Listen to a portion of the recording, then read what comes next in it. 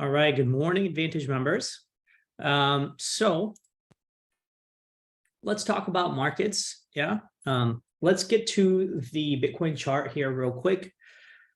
On a 30-minute, let's just say a multi-range basis, we're kind of still hovering in this range-bound environment. Yesterday, we had a big spike up to 31K, harsh rejection back down to 30.2K. So almost $1,000 swing from this high to this low. And then now we're back above 340, right? So we're actually maintaining pretty much, let's just say if you were to say this is a high and this is a low, we're actually somewhere near the mid-range and we're maintaining that mid-range. Okay, so that, in my opinion, is a good thing. What that tells me is, again, market is still a little bit gassed around this area, but it may still have the potential to, slowly grind its way higher towards 32K or maybe even, higher towards like 37, 38K, which is the selling gap that we left behind from 2021, 2022.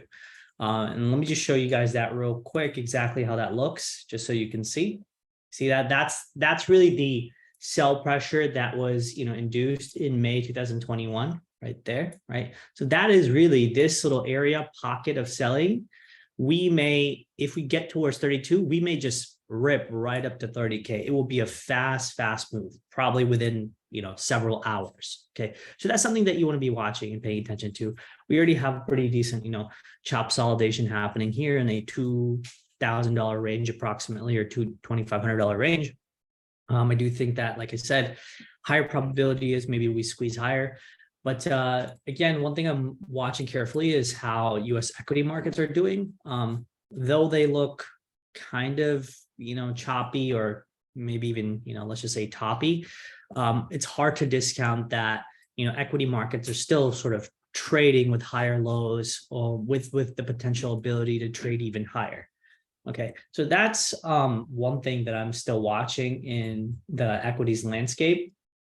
Remember, we do have CPI data coming out tomorrow. And then I think by the end of the month, we should have the FOMC meeting. Last FOMC, I think, the Fed pretty much decided that we're going to likely pause rate hikes for a little while, but with the optionality of hiking in July or in August. So for now, it seems like the market has already sort of priced in a pause, probably for the rest of the year. Or maybe not a hike at least.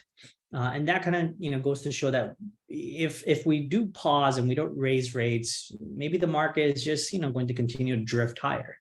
And that kind of gives crypto a little bit of reason to also drift a little bit higher, right?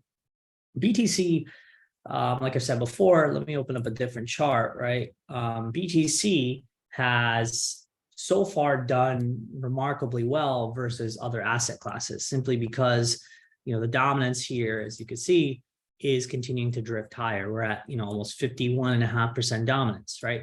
If, however, the dominance pulls back, like I said before, and Bitcoin prices go sideways, then you want to start focusing on things like Ethereum, which are also holding up above their key SR levels, which is 1860, right? For now, if we maintain above 1860, I think we climb back to 1950, 2000 and beyond. Okay, I think it's as simple as that. If you really want to reach out for, higher, bigger targets, I really think that this area right here is going to get filled, 26 to 3,000. All right, and I know that's a pretty big, substantial move. But if all things go well, I don't see any reason why ETH can't move up another, 45, 50%. Okay. But again, I think equities have to play. I think, the Fed has to not kind of crash the party. I think we need to make sure that BTC doesn't shit the bed and break back inside 27K or anything. Okay. So that's my general thought process. And then again, looking at other alts, right? I've talked about INJ still looking, it's always been remarkably strong. If it starts to maintain itself back above 815, right, I would want to get back in a long. Ideally, like what I would like to see is just maybe one more flush, take out these stops, and then push back up. Then I would like to get in somewhere down here, 775, 760, something like that. And I think that squeeze could take us towards $10 and beyond. Until then, INJ is a little bit choppy for me, so I don't necessarily know what to do. Solana, very, very strong looking asset. We picked up a little bit more to our position yesterday here around 20.7. So as you can see, there is Solana right there, right? I added at 20.8 yesterday as a retest.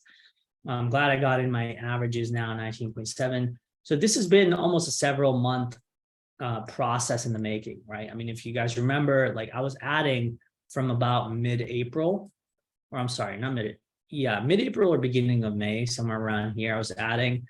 And we had this, big flush down. I kept my core position, but I added down here around 15 or 16 bucks. And then I added a little bit more around 18, and I added a little bit more around 20, right?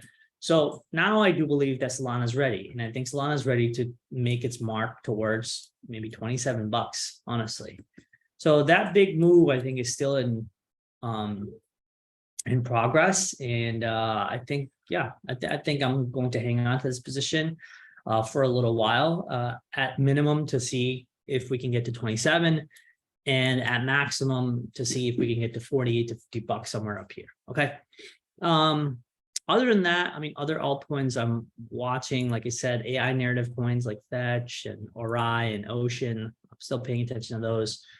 But really not a whole lot else going on in the altcoin landscape. Nothing really stands out.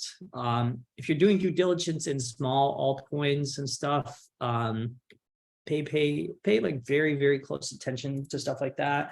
I've been looking on CoinGecko of the injective ecosystem.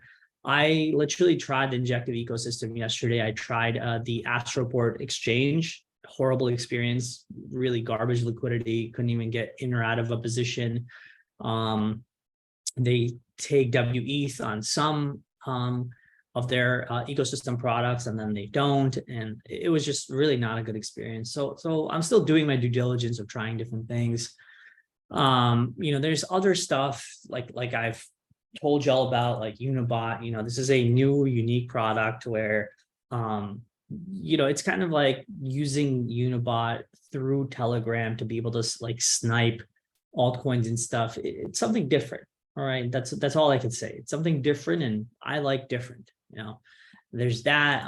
Doing research into this thing called Send token, which is supposed to be a play on abstraction, account abstraction, which is a new ERC update that Ethereum is going through. So this token is actually on the Ethereum ecosystem. And again, it's not necessarily doing too well, but UNIBOT is. UNIBOT is traded remarkably well.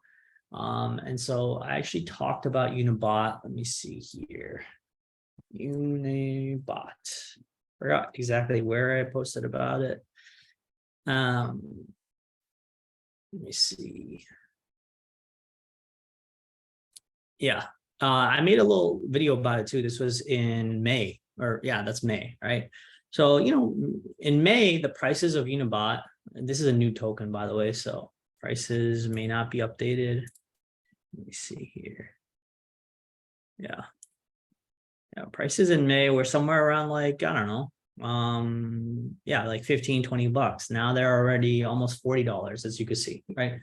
So for the most part, when I pick up some of these tokens and stuff, I don't necessarily want to tell people like I'm buying things because it's very high risk, and I don't want to like kind of tell people that you should play around with high risk tokens just because I don't want you to pin that risk on me. I did my due diligence, right? So anyway, I have a little bit of UNIBOT, and I don't want to make these things like official positions or anything, just because I think it's just too risky.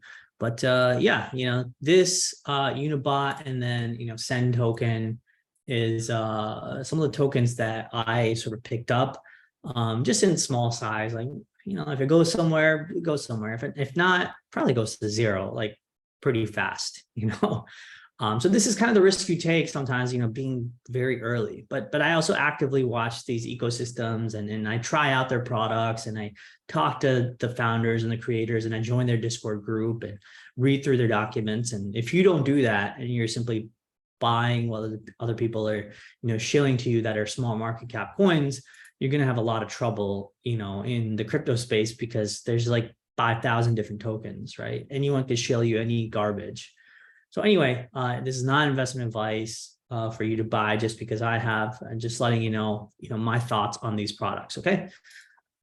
Other than that, keeping an eye on private cap funding, what's going on in private markets. I want to see if there's more and more investments pushing into AI. I want to see if that rotation of money in AI is going to flow over to the AI crypto products. So I try to pay attention to a lot of stuff on any given week, just so I can update y'all exactly what I'm seeing in the market. And in my opinion, I think so far the market looks resilient. I'm not going to fade it, but it needs a little bit more like push, in my opinion, like more good news to take it like significantly higher. All right. What got us to the point right now is the anticipated pause, the anticipated good earnings from several months back. Remember, markets are forward looking, right? Meaning they start discounting stuff, 3, 6, 8 months in advance. So the market was already drifting up and putting in a bottom, anticipating earnings were good. And same thing with crypto, that all the bad news has been priced in, at least for this local bottom. It's possible that maybe we do this, and then break down, right? I understand that, but this bottom, in same with equities, was marked because a lot of selling had taken place and the market needed to drift higher because there's just no more sellers left in regards to big players that sold. And now the buyers just felt like, well, we're going to keep buying because their outlook onto the future is maybe like 3, 5, 10-year horizons, and they don't mind picking up things dirt cheap. Same goes for things within crypto too. If your outlook on BTC is 5 to 10 years, well, then 30K is kind of probably a steal, right? If your outlook is 2 months, well, I mean, you're already 6, 7 months, or actually 8 months into a relatively strong uptrend, right? We bottomed pretty much in November. We're in July. That's a pretty strong 6, 7 month uptrend. Buying now with the outlook of 2 months, going significantly higher might be a little bit more difficult. Okay, so you can kind of see what I'm saying, right? Anyway, lots of good stuff on my Twitter feed. Ryan Selkis wrote a thesis for second half of 2023. I want to read this as well, so I'm actually going to put this here in official announcements. I try to do a pretty good job of things that I'm reading, I'm watching, I'm looking into, and I post this in official announcements. So this is just a way of, keeping up with the market, keeping up with what's going on, what smart people are thinking. So always make sure you have to keep up with your, updated knowledge. Okay. What I'm reading today. Whoops, I think I spelled today wrong. So yeah, that's really about it. I don't know if there's anything else on my Twitter feed. Yeah, I mean, home prices are still relatively high. It's very hard for average people to afford homes, with high interest rates. Some unique tricks on ChatGPT, possibly interpreting Excel files and code and stuff. So make sure y'all check that out. There's just a lot of cool stuff happening in the AI front. So, lots of things to check out. This is the tweet that I was talking about, account abstraction with the Send token. So make sure y'all look into it. Let me see here. This, I think, is a Bob Lucas video. Again, really prolific, investor in BTC and crypto in general. So make sure y'all listen to his video. And the UNIBOT I already talked about. So yeah, that's it. Y'all take care. Good luck. Talk soon.